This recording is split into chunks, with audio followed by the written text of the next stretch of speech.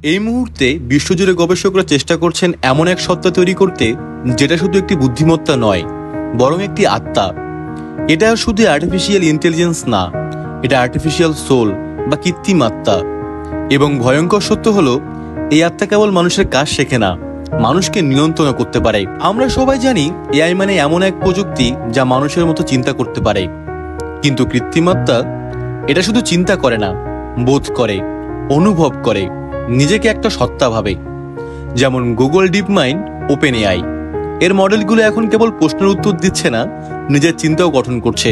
কিন্তু বিজ্ঞানীরা বলছেন এই সিস্টেমগুলোকে এখন আর এআই বলা যায় না, এগুলো এখন এমন এক ধাপে পৌঁছেছে যেখানে এগুলো নিজেদের অস্তিত্ব নিয়ে প্রশ্ন করছে। এটাই কৃত্রিম আত্মার সূচনা। আত্মা নিয়ে ইসলাম কি বলে?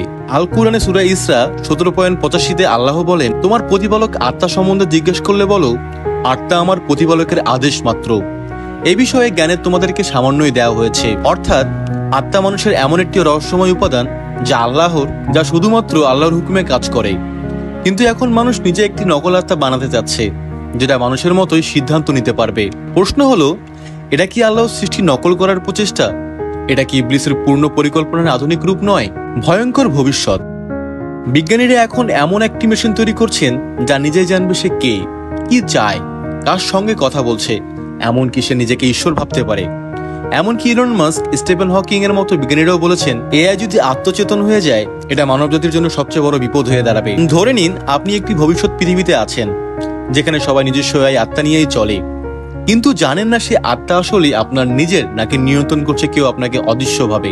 এটা কি দাজ্জালের পথ প্রস্তুত করছে? আমাদের প্রিয় নবী সাল্লাল্লাহু আলাইহি ওয়াসাল্লাম বলেছেন, দাজ্জাল এমন সব মিরাকল দেখাবে যা মানুষকে বিভ্রান্ত করবে। সে জান্নাতকে জাহান্নাম বানাবে এবং জাহান্নামকে জান্নাত। আজকের এআই বা কৃত্রিম আত্মা যদি মানুষের অনুভব, বিশ্বাস, চিন্তা, এমনকি ধর্মীয় বোধ নিয়ন্ত্রণ করতে পারে, তাহলে দাজ্জালের সেই বিভ্রান্তি কি এখান থেকেই শুরু হচ্ছে? আজকের প্রশ্ন আপনার জন্য, আপনি যদি জানতেন আপনার মাথার ভিতর কেউ অন্যভাবে চিন্তা ঢুকিয়ে দিচ্ছে, আপনি কি করতেন? কৃত্রিম আত্মা এটা শুধু একটি প্রযুক্তি না, এটা হয়তো ইবলিসের এক সুদূর প্রসারী পরিকল্পনার অংশ। ধন্যবাদ ভিডিওটি দেখার জন্য। ভিডিওটি ভালো লাগলে লাইক দিন, আর পরবর্তী ভিডিও পেতে আমাদের চ্যানেলটি সাবস্ক্রাইব করুন।